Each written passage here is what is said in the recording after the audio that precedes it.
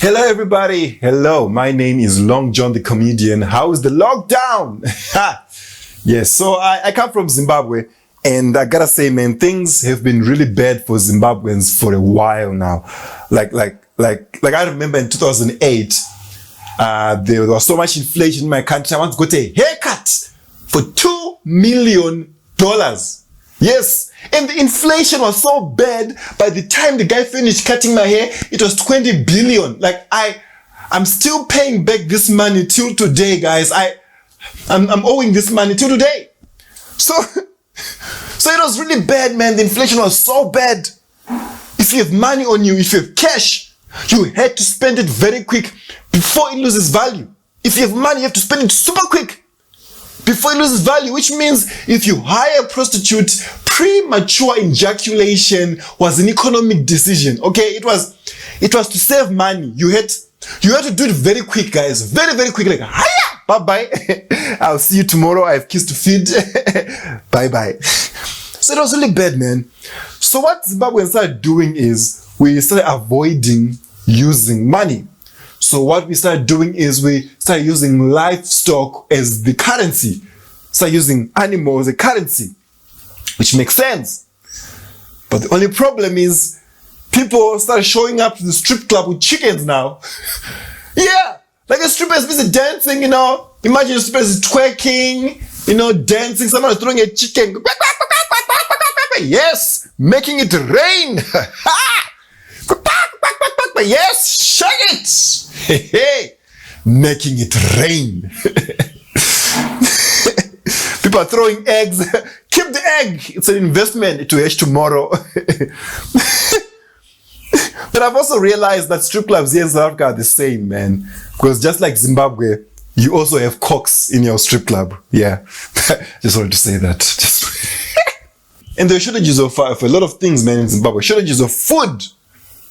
You had to stand in a queue if you want to buy anything. It can be anything, it can be bread, chappies. You had to stand in a freaking queue. So my grandmother was like, John, if you see a queue, just join it. Join the freaking queue. You never know. You never know if you need the thing. Join the queue. Guys, I joined the queue for 3 hours. 3 hours, guys. Only to find out it was a public toilet, guys. I'm like, what the hell? It was a freaking public toilet right here, guys. A freaking public toilet. I remember in my village, there was so much hunger. Like, there was so much hunger in my village. The only time we could eat properly was during a wedding or a funeral. Guys, I used to get excited when someone died in my village. Serious. I'll be like, wait a minute. Thomas' father died. Chicken tonight. Chicken. Whoa! Because we even have a rule in my culture. We say chikafu cheparufu achirambwi, which translates to it's forbidden to refuse funeral food. It doesn't matter if the food is poisoned. Because if you die from it, that means chicken twice. Chicken twice, man. So things are bad. Like, everybody in South Africa knows that things are bad, right? We all know. We all know that things are bad. Which is why, as Zimbabweans, we go to other countries. We come into South Africa to look for jobs, for a better life, to work for our families back home. But South Africans complain. You guys complain saying, oh, these Zimbabweans are stealing our jobs. Oh, you Zimbabweans are stealing our jobs. How do you steal a job? How do you steal it? Serious. Do you go to the factories with a gun? Like, okay, everybody get down. Get down. I want to clean these dirty floors now. Like, hey, put the broom down. Put the broom down. Look at me. Look at me. I'm the janitor now. So I come from Zimbabwe, right? And most of you are wondering, what is my Zimbabwean name? Obviously, my name is not Long John. My name is actually Learn More. Learn more, guys. And what I'm gonna do right now is I'm gonna give you 4 reasons why Zimbabweans give their kids names like this. You see? Now, the first reason is Zimbabweans, we all believe that if you give a kid a name, that kid is going to grow up and become the exact thing that you name them. Serious. I saw this happening with my own eyes because I grew up with a friend of mine. He didn't even achieve anything in his life. He's still staying with his parents. He's not married, doesn't have a job. Why? Because his name was Take It Easy. Like he's been taking it easy all his life. He's been doing it. So now parents are afraid to give their kids names because they'll become what they name them. So what do? We leave it to God. Let God decide what this kid is going to be in life. That's when you have names like God knows. Yeah. Even God is like, I don't know, guys. I have no idea. What the hell? Just leave me out of it. I have no idea. Now, the third reason is Zimbabwe is a British colony. You see, back then, it was a great idea to give your kid an English name so that they can fit in with the other white kids. But now the problem was Zimbabweans did not speak English. What they can only do is listen to white people talking, right? And then pick one word and then go home and name their kids names like fuck off. Like I used to have a friend named Fuck Off, guys. We never played together because every time when I call him, he fucked off. I'm like, fuck off, come here. He's like, should I fuck off or should I come there? I don't know what you want now. I have no idea. What do you want? So now the fourth reason is where I come in. It's where I come in. Sometimes it's not even about the kid. Sometimes it's a message from your elders to your parents. For example, my grandmother named me Learn More because my mother was 13 years old when she got pregnant with me. So my grandmother wanted to teach my mother a lesson to learn more in life. And then my mother got pregnant again with my sister. Me and my sister were 3 years apart. You can guess what her name is. Learned nothing. You should meet my other brother. We give up. And my other sister. Oops. Okay, thank you very much, ladies and gentlemen. I appreciate it. Thank you so much, Prins, for giving me this opportunity to make people laugh. Although I don't see the people, I'm just imagining the laughter. Goodbye.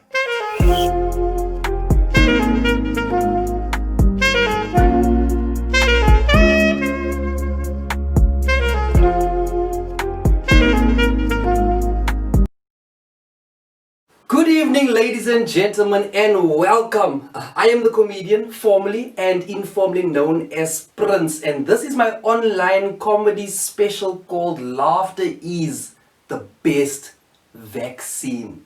So, what are we talking about tonight? Well, we're about to find out. First of all, let me just begin by wishing you all a happy, merry, belated Christmas and a happy New Year.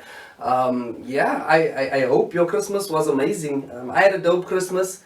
I got all the gifts that I wanted to get for Christmas. Because that's really like the one thing that can really mess up your Christmas. The one thing that can mess up your Christmas is getting a gift that you didn't want, you know, or not getting the gift that you did want, especially if you've been hinting the entire year, telling people the whole year what you want for Christmas, and you think they've all heard what you want, and then Christmas comes and then what? Dololo, nothing there. Huh? I was so traumatized a few years, this is a long time ago, but I'm traumatized till this day. There was one particular Christmas where I wanted one particular gift for Christmas. That gift was called a Game Boy. Right? Now I know there's many people at home sitting there going, oh, what is a Game Boy? What is a boykie speelikie? No, a Game Boy.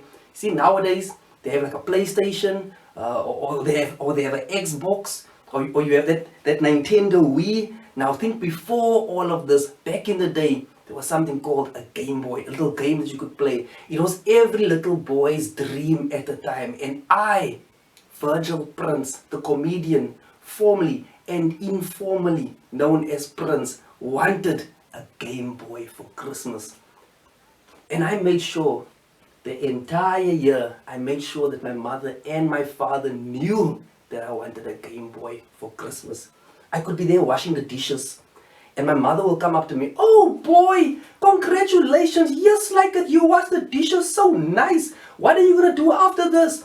I'm like, "Well, only if I had a Game Boy, I could probably play with that after this."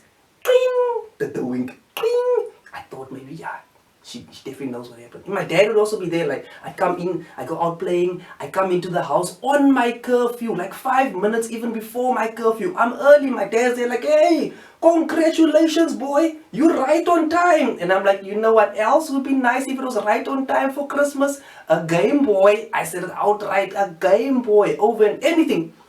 Anywhere I see, that can be like a game advert playing on TV. This week at Game, low prices. You're like, you know what else has low prices and is at Game and has the word game in it? A Game Boy over and over on TV. It could be anything about a game, any kind of boy. It's that Game Boy, it's that boy game, Game Boy. January, February, March, April, May, June, July, Game Boy. These people know that I want a Game Boy for Christmas. And was I prepared? That Christmas, it was like Christmas night. Everyone was like doing their own business. The women were in the kitchen, the children were in their rooms, the fathers were outside there by the cars, olden day cars always leaking oil. Men are there by the car's engine. I'm in the living room. I want to check out this Game Boy. All the gifts were under the Christmas tree. I saw my gift over there. It had my name on it. Hey, I crept up to my gift. First, I looked at the shape and the size. I'm like, that shape, that size, that is a Game Boy size. I know, that shape and that size, that is a Game Boy. There's a Game Boy in there. I picked it up. I shook it. I wanted to hear the sound. The sound. I'm like, that's a Game Boy sound. That is a Game Boy sound over there. I even smelled it. I smelled it. Game Boy smell. That is a Game Boy smell. I even tasted it. I tasted it. I tasted it. That taste. That is a Game Boy taste. I even smoked it. I was like, ooh, that's that good shit. That's that good shit. That's a Game Boy shit right there. I was ready. I planned it out. Christmas morning was gonna come. My mother was gonna be there. I'm gonna be here. I'm gonna open up the gift. I'm gonna take out the Game Boy. I'm gonna look at it. I'm gonna look at my mother and I'm gonna say, "Oh, mommy, you shouldn't have." That's me in my baby voice. "Oh, mommy, you shouldn't have." This is what I'm preparing for. Christmas Day comes. I open up my gift. My mom is there. I'm here. I open it up. Big smile on my face disappeared as I saw what my mom bought me for Christmas. She bought me a knife. A Swiss Army knife. I picked up the knife. I looked at my mom. I was like, "No, mommy, you shouldn't have." Same dialogue, different feeling. "No, but you really shouldn't have." This time I was so upset. I was so upset. I mean, yeah, it was a Swiss Army knife, but nonetheless, I couldn't help but wonder what kind of colored mother buys her colored son a knife for Christmas. Like, this doesn't bode well for the stereotype. I was so upset. I'm like, I'm gonna go sleep before I stab someone. And I left the living room. I was out there. I was in the kitchen there opening tins because it was a Swiss Army knife. I'm tin opening, I'm switching, I'm threatening the other kids. "Don't come here with your car, I'll stab your car." I'm threatening to stab people's soccer ball. "You bring that soccer ball close to me." They're like, "Hey, how can you buy this child a knife for Christmas?" Ooh, it was a traumatizing Christmas. That day actually changed my life. From that time onwards, I don't associate with knives. I'm not that colored guy. I don't associate with knives. I don't even like it when my white friends and my black friends make knife jokes. I don't like it. I'm not like, if I'm there at the braai, now someone hands me a knife here, they all come, "Ha, look, a colored guy with a knife." I'm like, "Hey, gents, do you want me to go home or what's going on here? I can call the Uber, it's fine." I don't like it, I don't even say the word knife. Like, if I'm at your braai and we there busy, I don't even say the word knife. I'm using other words. Just other words. You must get the message. You don't even need to know what I'm saying. I'm there like, "Yo, can someone please bring me a knife?" That's what I'm calling. "Can someone please bring me a knife?" They're like, "Hey, the K is silent." I'm like, "Okay, can someone please bring me a silent knife?" That's what I'm calling it. It's a silent knife on my books, a knife. So, Merry Christmas to you out there. I hope you got what you wanted for Christmas. And also a Happy New Year to you and your family. May this new year bring blessings. May this new year bring restoration. May this new year bring renewed joy, happiness. May this year open up doors and bring success to you and yours. And most importantly, may 2021 be better than your 2020. Yeah, I've noticed. This is one thing I've noticed. People have very low expectations of 2021. Very low. No one's asking for anything major from 2021. All we ask from 2021 is that it's not like 2020. That's all we're asking. Just don't be like 2020. Like 2020 is like that one sibling. You know, like that one rotten sibling. Every family is like that one rotten sibling that your parents always tell you, like, no matter what you do, just don't be like your brother. You know those ones, like, whatever you do, just don't be like your brother. They don't care. Like, you can work at ShopRite if you want to work at ShopRite. You can smoke weed. You can drink alcohol. You can even become a member of the DA. But whatever you do, just don't smoke dick. That's all we want. Just don't do dick. That's all we're saying. Whatever you do, just don't be. And that's 2020. 2020 is that older brother that smokes dick. 2020 is a tick-up. That's what it is. That's all I actually wanted to say out of that whole segment. 2020 is a blurry tick-up. Because like all tick-up, 2020 takes and never gives back. Takes, never gives back. 2020 took so much from us. At the beginning of the year, 2020, someone started off by taking away Kobe Bryant.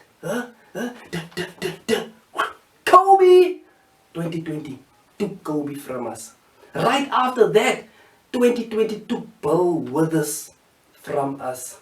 Lean on me when you're not strong, and I'll be your friend.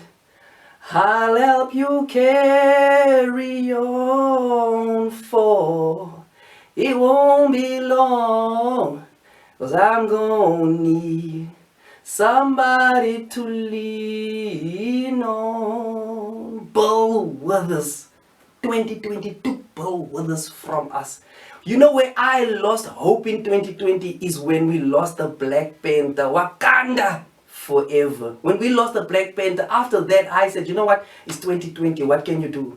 It's 2020, guys. What can you do? By the time Maradona passed away, people are like, oh, Maradona. I'm like, guys, it's 2020. What can you do? It's 2020. Oh, what are you going to do? Argentina beat the All Blacks in rugby for the first time in history. People were shocked. Oh my goodness. I'm like, guys, it's 2020. What can you do? It's 2020, this thing. For the first time ever, Black Friday was peaceful and quiet.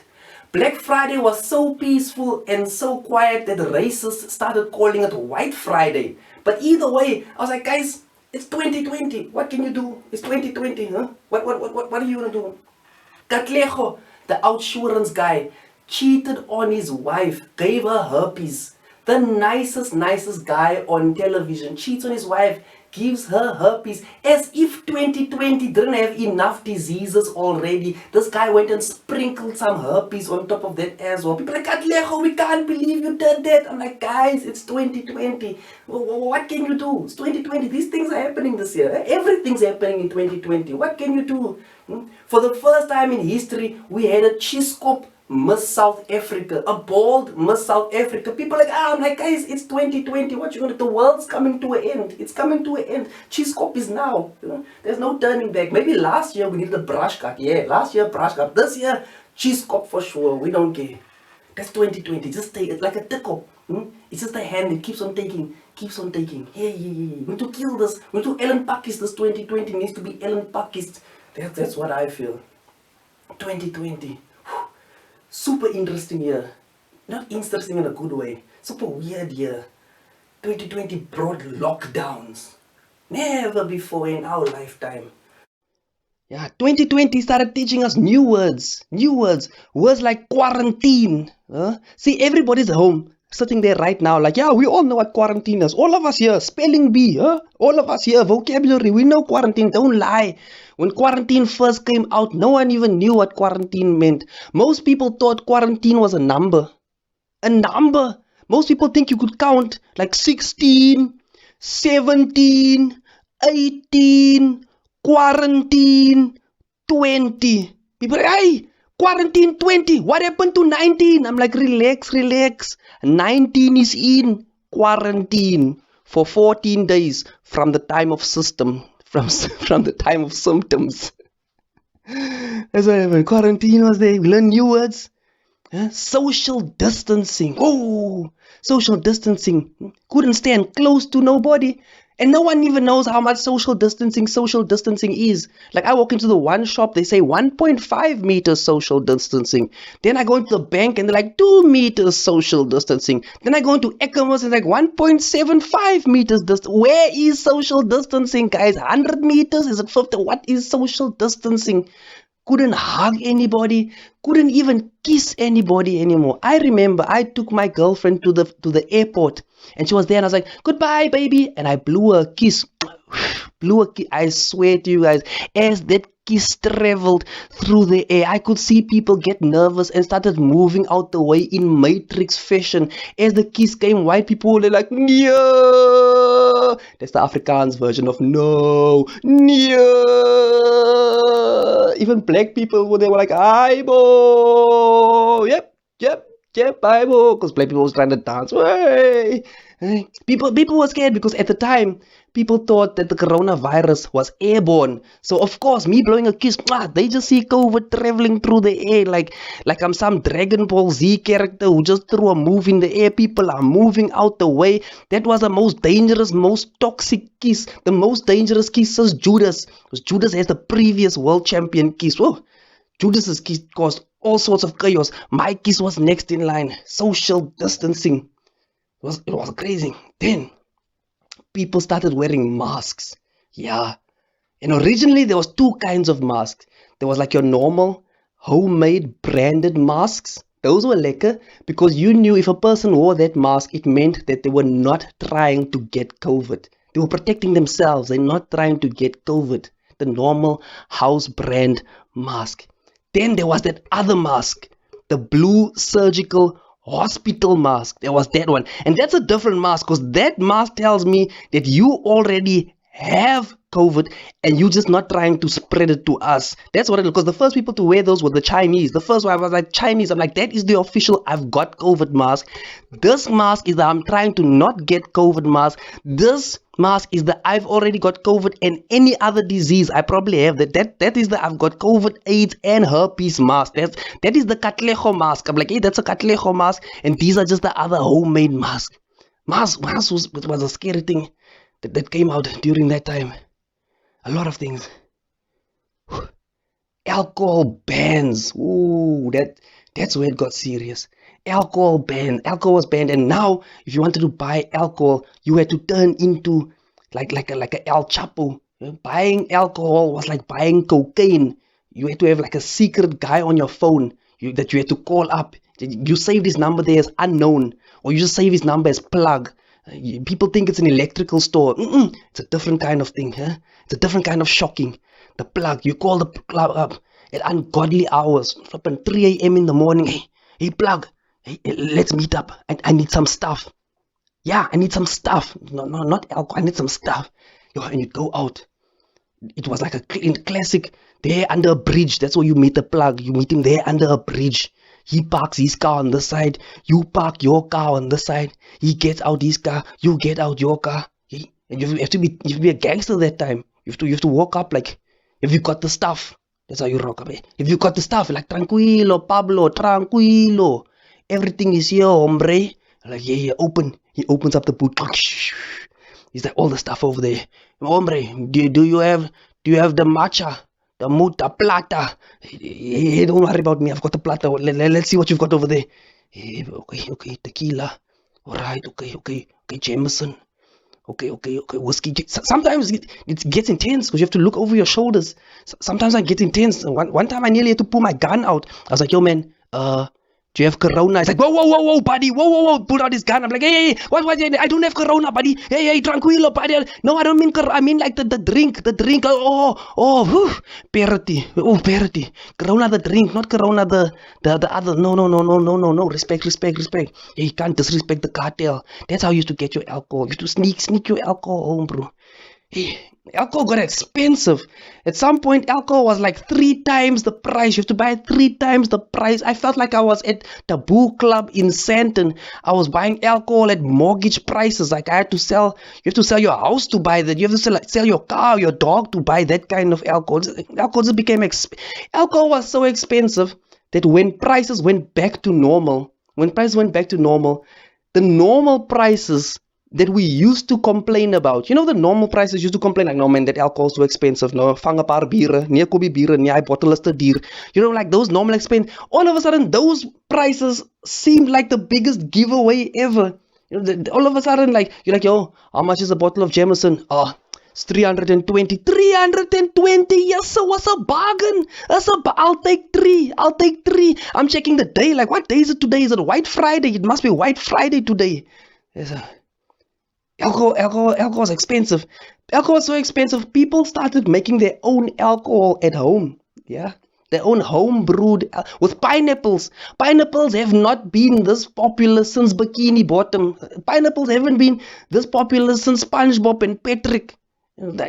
Now, my favorite beer was one called Mfula. Now, Mfula is the beer of Zululand. It's called Zululand's beer.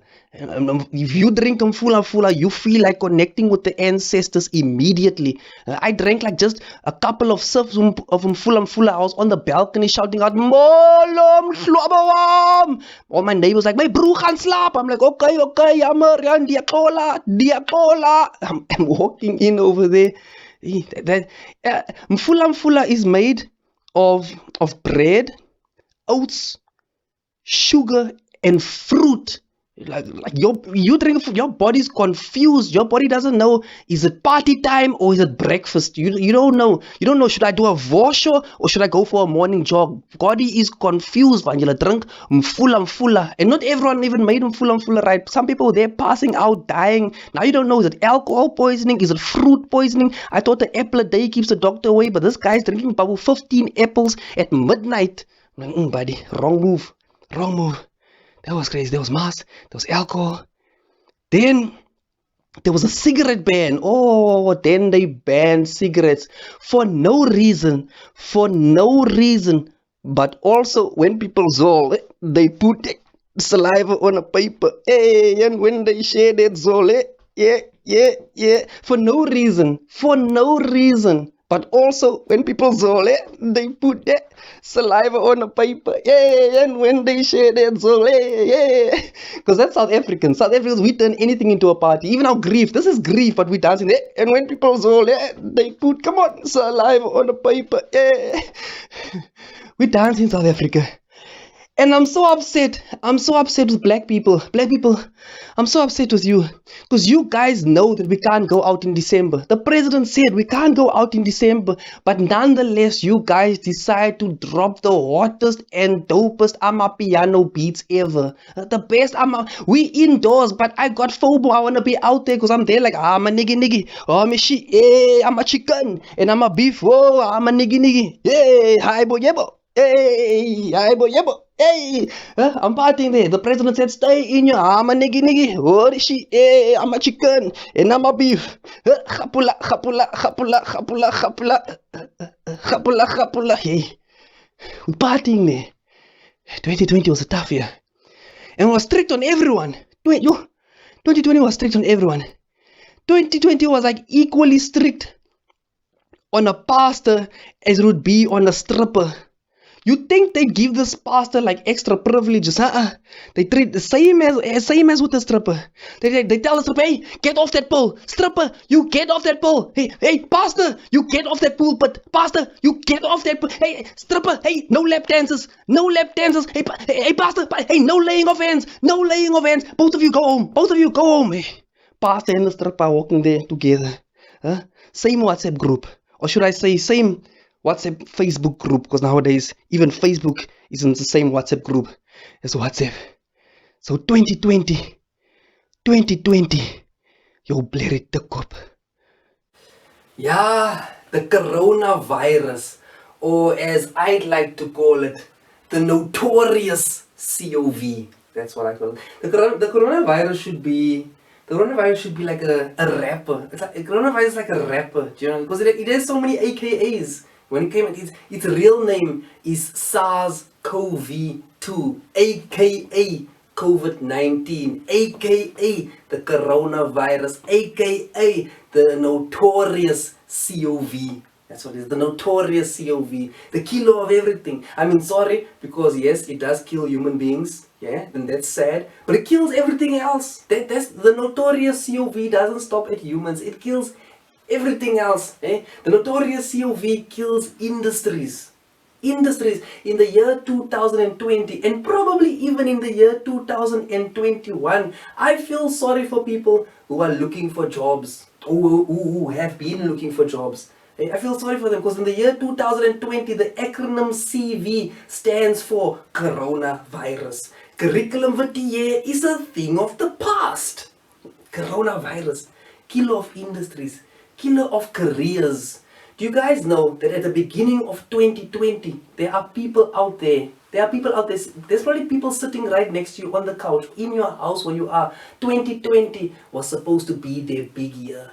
At the beginning of 2020, the pastors, especially those African pastors, they were praying there. The African pastor was like, I pray victory, I pray success, I pray prosperity, I pray open doors. And people were there like, I receive, hallelujah, I receive, hallelujah. And then, jiggy, jiggy, jiggy, tololo, the notorious COV steps into the room. Notorious steps into the room and took careers away.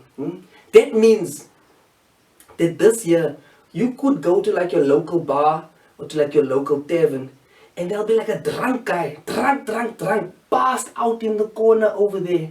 Passed out, you guys are walking past like, yes, oh, look at this, oh, looking like a meme. You're there making jokes, look at him looking like a meme. There's a guy in the corner sitting like this, hey, mind your business, man, mind your business. Then look at this, oh. Then the other brother comes and like, hey, don't look at this man like this. If you had met this man in the year 19 BC, that's 2019, before COVID.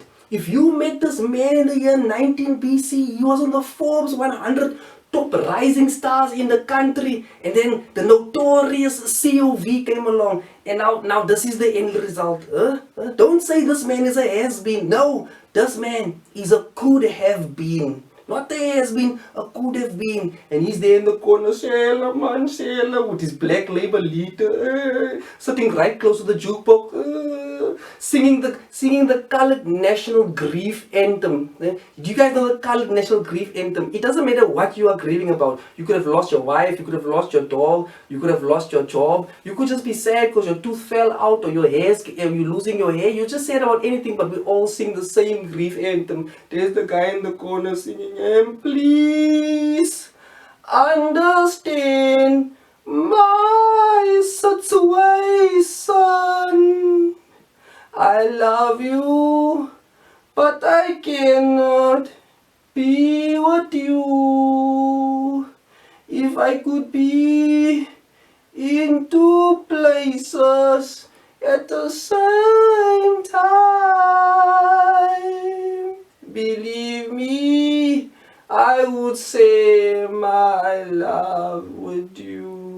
Oh sorry man, sorry man. If you could be in two places, if you could be in 2010, you want to be in 2010, there was Zakumi, yes, Zakumi 2010, now I could say my love.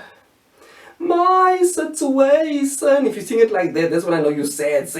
My situation. Sad. Who did that to you? Who did this to you? The notorious COV. Took away careers from people.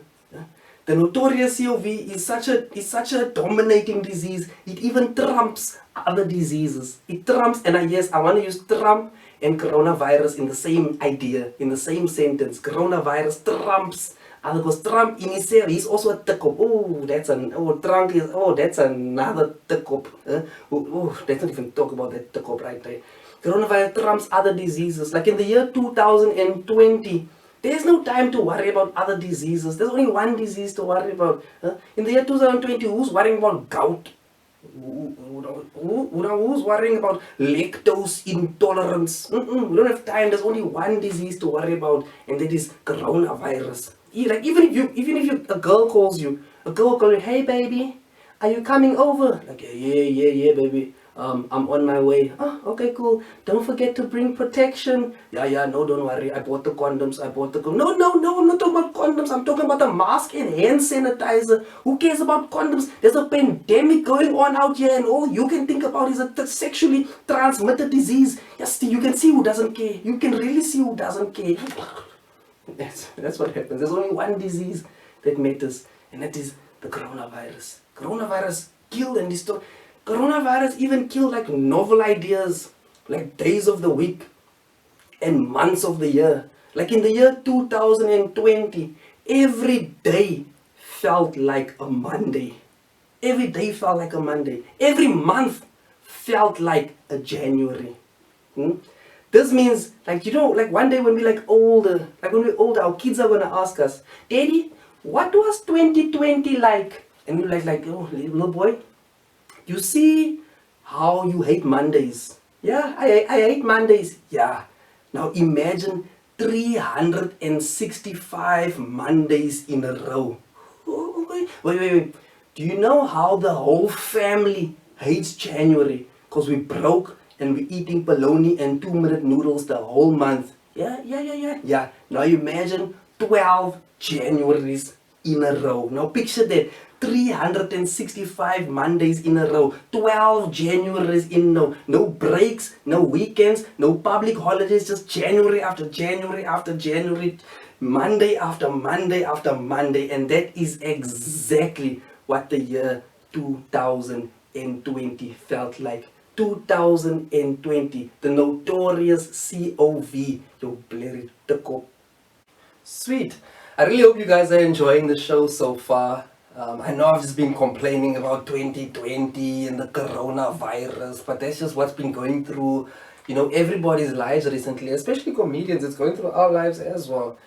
But there's one thing I love about human beings is that we've got this peculiar of uncanny spirit to find positives in the midst of negatives, to find light in the midst of darkness, to find joy in the midst of sorrow and despair. And that's something that is like a human strength, of course, So for me, 2020, yeah, it was crazy. Coronavirus, yeah, it was notorious and hurt us. But in the same year was also the year when I got engaged. Yeah! If you wanted just to put a ring on. If you wanted just to put a ring on. There's a dance. Got engaged, guys. And I know I'm dancing like this, which is weird because I performed in Johannesburg and I was doing this and a guy in the audience shouted, where's your ring? That's what I was performing at the show. I said, I got engaged, guys. And this guy was like, but where's your ring?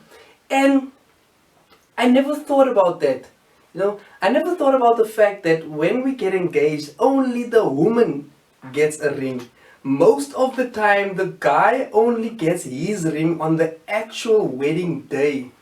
I never thought about that. The woman gets her ring immediately. The guy only gets his ring. Most of the time, only on the actual day when you say I do. That's when they give you his ring. Why? Why do we treat it differently like that? It's almost like for the woman, like the guy, we reserve the woman. You know what I'm saying? Like we treat the woman like a clothing account. We lay by the woman. We there like, lay by 12 months. 12 months. Like we lay by the woman. Like we treat the woman like rent. Like we pay a deposit. This apartment. I want it. Deposit. That's it. We treat the woman like a fancy restaurant. Like we're reserving our table. Reserved. That one's for me. Reserved. It's almost like the guys are just there, like we just reserve, like, no, I'm coming back. No, I'm coming back. This one's mine. This one, this one. This one. That pretty face, yeah. Nice booty, the one, that's mine. That one's mine. So I'm coming back. Kom terug. Ek slap het around. Ek kom nou terug. Reserve the woman. But the guy, he only gets his ring.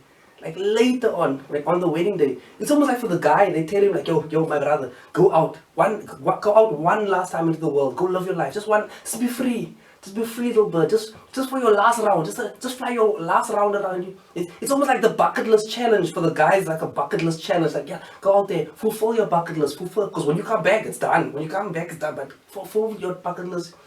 It's almost like for the guy, like when he gets that ring, all roads lead to Mordor. That's what it is. It's just fire and doom and gloom.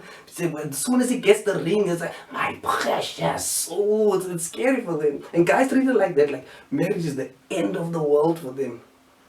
So it's weird how we treat the two very differently. But I'm super excited to be engaged. Yeah, because those couples fight. You know, couples fight. And some couples fight and they break up. You know, so it's nice to be like that couple who like fought for a purpose. You know, we fought it like it's a struggle. We want freedom at the end of this. We want land at the end of this. You know what I'm saying? We want property. We want to have good times. So we fought towards something. So it's nice. You know, because couples fight. Couples fight. And people will tell you, don't worry, Prince. Hey, don't worry. All couples fight. Huh? Hey, don't worry. All couples fight. And I'm one of those people. I don't think all couples should fight.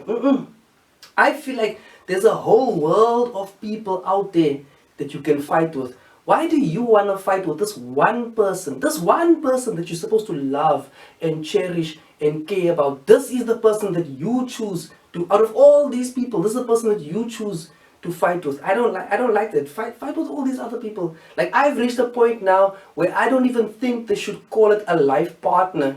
I think they should call it a life opponent. Yeah.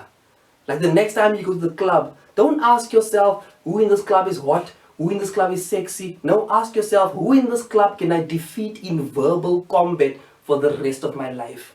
Ask that question. Huh? The next time you go to the club, don't ask yourself who in this club has a nice smile, who in this club is tall, dark and handsome. No, ask yourself who in this club has a weak vocabulary. Huh? Who looks like they have a weak vocabulary and a stutter, a weak vocabulary and a stutter. Because that's why you know it's W after W after W. You stay winning. You're just winning throughout this relationship against your life opponent. Yeah, that's what I think. You know, and contrary to popular belief, women love to fight. Women love to fight. Like I overheard two girls talking recently, and the one girl was talking to the other girl. She was like, you know what? My boyfriend Tato is so boring.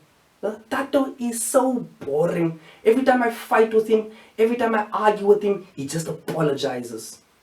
I fight with him, I argue with him, he just apologizes. And then she said something I can never forget. She said, you know what? Tato is such a square. That's what she said. Tato is such a square. V-A-R. Tato is such a square. Tato's so boring. So boring. Tato is such a square. 4 sides, 4 corners. Square. And since that day, I vowed to never be a square. That's why in my relationship, I argue. I'm what they call a triangle. A triangle. My girlfriend, my fiance calls me Pythagoras. Every time she comes to hypothesis, I come with hypotenuse. Every time. Every time. I like that joke. That joke is not like the funniest joke. It's not the funniest joke ever told. But I love that joke. Because whenever I tell that joke, immediately it divides the room into 2 parts. Higher grade maths and standard grade maths. Pure maths and maths lit immediately.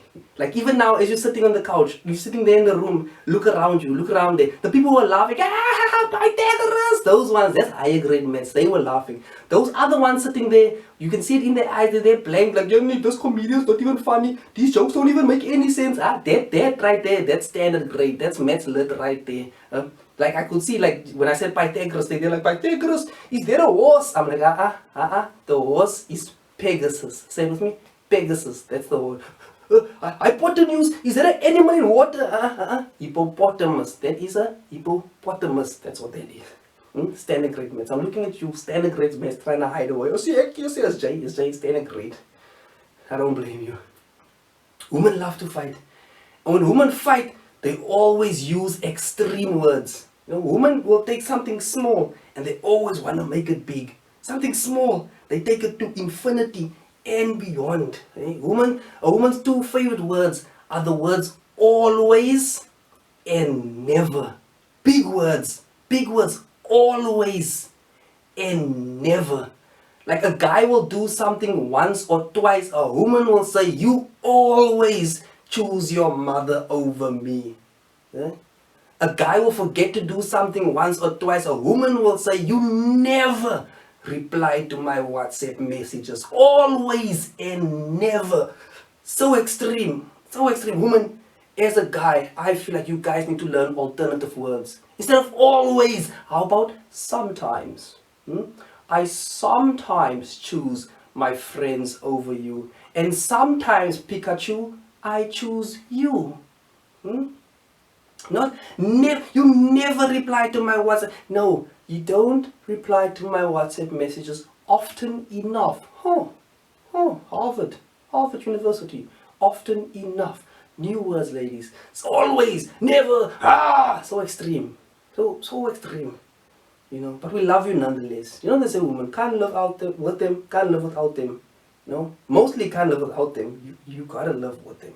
That's what I learned. You know, you gotta keep a woman. You know, as men, we are taught from the time we are boys to the time when we are guys to the part when we are men. We are always taught how to get a woman. Guys know how to dress to get a woman. Guys know how to smell to get a woman. You know, guys know table manners to get. Guys will open a door for you. Hey, to get a woman. Guys at his house will be clean when you get there. Doesn't always clean the house. No, he's cleaning it for you. He knows how to get a woman. There's chocolates on the fridge. He knows you like chocolates. It's there.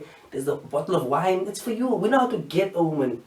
But one thing I learned this year is that no one teaches men how to keep a woman. Especially a good woman. No one teaches us how to keep a woman. Like, woman, once we have you, we have no idea what to do with you. No idea. We don't even know what you eat. We're there feeding you chocolates. Come here, boy. Come here, boy. What does it eat? I don't even know what it eats. We're feeding you chocolates. Come here, boy. That's what we do. We have no idea what to do with you. That's why, woman, once we have you, we have no idea what to do. So we do the only thing that we've been taught to do is we get another woman. Yes. That's how this cheating is. That's all Katlego did. That's all Katlego did. He had one colored woman and then he changed a dang and he got himself another colored woman. I don't blame him. It's always been programmed. I blame the algorithm. He's a victim of the algorithm. Katlego. Victim of the algorithm. Katlego. So basically all I can say to end of that segment is love yours. Love yours. Men, love your woman. Love your woman. Woman, love your man. Take care of your man. Men, take care of your woman. You know, men, stop treating this engagement period like it's the last kick of a dying horse. You know, you're out there living like it's the last kick of it's not the last kick. There's life after marriage. You know, I hope. I'm actually saying this. I'm actually hoping. You know, but I think going into a new year, going into 2021, you're going to need, you know, to be close to someone. And a year like this needs support, you know, so stay close. A year like this needs family, you know. A year like this needs friends. A year like this needs motivation. Yes, a year like this needs motivation. From anywhere, motivation from friends, just even if you have to read motivational quotes. Like, even if you feel like you need to read motivational quotes. And me, I hate motivational quotes. Personally, woo, you couldn't get me to read a motivational quote. Because I used to work in a call center. Yeah? And if anyone at home who's worked in a call center before, you will know that in a call center, you need motivation. Like, every single day, you need consistent motivation. You know, because in a call center, you're not a person. You're just a number. You know, you're just a placeholder. They can replace you easily. You're not Beyonce's irreplaceable. You're replaceable. To the left, to the left, to the left, to the left. That was to the right, to the right, to the left, to the left. Everything you own in the box to the left. They put you in that box to the left. They ask you where's Prins? Like, no, we left to the left. Do you know what I'm saying? Like they fired us. They used to fire us so easily. You know, they fire you in the call center. They just tap you on the shoulder. As soon as you look back, they point you to the manager's office. Just like that. Same. Just, you see, you're like, no, hello, manager's office. When you come out the manager's office, go to the desk, You pack up your desk and then you're out the door. It takes like 15 minutes. Tip, office, desk, out. You know, I was so paranoid. I didn't even like people to touch me on my shoulders like unannounced. You know, you can't just walk up to me like hey, don't touch my shoulder. I nearly stabbed you with my Christmas present. If you ever been stabbed with a Christmas present, I'll open you like a tin. That's how I felt. You can just come to my shoulders unannounced. You must say if you want a smoke break. Don't sneak up on me like that. That's why I was paranoid. You can't even I was so paranoid, I never even used to personalize my desk. Because you can personalize your desk, you know. Like the girls used to personalize their desks. They put like a teddy bear over there. Huh? The girls had like a picture of their boyfriend over there, a picture of their life opponent. They had like a picture of their life opponent over there. Then they had like a motivational quote over there. Me, my desk was empty. Empty. Because I know if I get that tap on the shoulder, I want to leave without causing a scene. Yeah. I want you to think I went to the toilet. 3 years later, 5 years later, I still haven't flushed. I'm just gone. I felt bad for people who personalize their desk. Because now when you get your shoulder, tap on the shoulder, now is that long process of having to pack up everything, and it's sad. Because everyone's saying goodbye and you're packing up and you're there crying and it's just so horrible, you know, so depressing. You know, and you know what's sad? Here's what's sad. Picking away your teddy bear, that's not sad. Picking away a picture of your boyfriend or your girlfriend, that's not sad. You know what's really sad? Packing away your motivational quote. Because that's the thing that was supposed to keep you there. Huh? That's the thing that was supposed to keep you in that job. It's supposed to keep you in that seat. You're packing away your motivational quote. And even while you're packing it away, it's still trying to motivate you. It's like, we can do this, buddy. I'm like, it's over, it's done, it's finished, it's klar. You know, and I remember this one day, this one girl, Tandeka, they tapped her on the shoulder and she had to go, you know. And the Tandeka was there packing away everything. She was packing away a teddy bear, taking away the pictures, and then she tried to quickly take off a motivational quote, quickly, but I was there like a meerkat. I was looking there, and just before she could take it off, I read it. When I read it, it was the saddest quote ever. The quote said, "If God is for us, who shall be against us?" And I was like, you'll be surprised. A team leader can be against you. An Indian team leader can be against you. And then you've got to go. Huh? Bad boys. What you gonna do when they come for you? Bad boys. Slechte boykies, wat gaan julle doen? Wat gaan julle doen as hulle vir jou kom? Slechte boykies. That's the Afrikaans version. Slechte boykies, wat gaan hulle doen? Wat gaan hulle doen as hulle vir jou kom? Bad boys. She had to leave. It was so sad. I don't read motivational quotes. I don't read motivational quotes. Because I don't even know if those quotes are still motivational. Or are they just meant to sound really clever? And I don't like people who just sound really clever. You know? I read a quote the other day. The quote said, "The problem isn't the problem. The problem is your attitude towards the problem." And I was like, no. The problem is the problem. That's why it's called the problem. Or else it would be called the attitude, quite naturally. Like, I wish the person who made that statement, I wish they chop off his leg. Not in a bad way. I just want the doctor to be like, the problem isn't your leg that's chopped off. The problem is you acting a little bit melodramatic right now, and I don't like your attitude. You could have hopped out of here with one leg, but your attitude is the problem, buddy. That's how I feel. And that's how we should address this year. That's how we should go into this year. You know, yes, there's coronavirus. Yes, it's another tough year. Yes, the president is locking us down again. Yes, the president is taking away our alcohol again. Yes, Facebook and WhatsApp want to collide to steal all our data again. Yes, they're trying to force a vaccine on us that makes us all walk around like this. Like, this is how you're going to walk around with a vaccine. You're going to be like that guy in the corner. If I could be in 2 places. Yeah, that vaccines are coming our way. Just new things and new things bombarding us with new things. But remember, the problem isn't the problem. The problem is your attitude towards the problem. Right? So in this year, ladies and gentlemen, stay motivated. Stay close to your family. Stay close to your friends. Right? Laugh. Laugh as much as possible. Comedy, I'll be here for you the entire year. Me, the comedian, formally and informally known as Prins, I will be here for you the entire year. Laugh, because laughter is the best vaccine. You know, laugh, stay alive. Merry Christmas. Happy New Year. A Happy New Year to you. Please, just to end of the show, go onto my YouTube channel. I've got a ton of videos there. If you need to laugh, I've got a ton of videos there. I'll be uploading more. It's called Prins Comedian. Go on there, subscribe to my page, watch all the videos, and of course enjoy it. For this show itself, thank you so much for tuning in. Thank you so much for buying a ticket.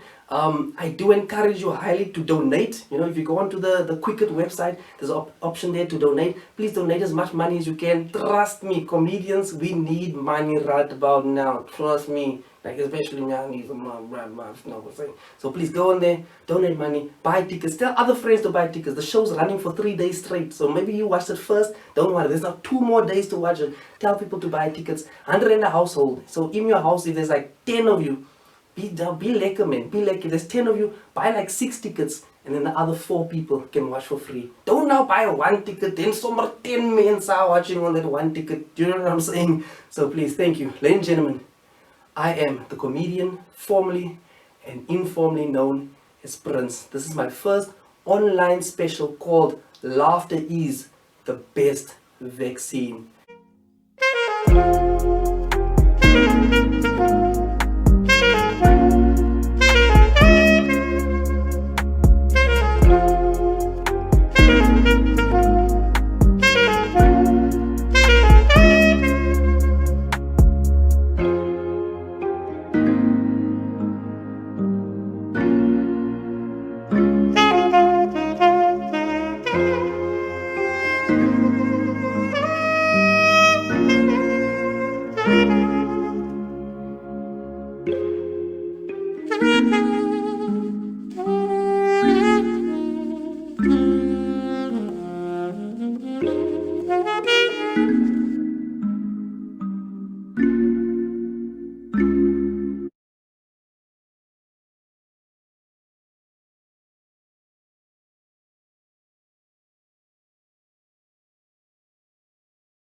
How do you feel about the show?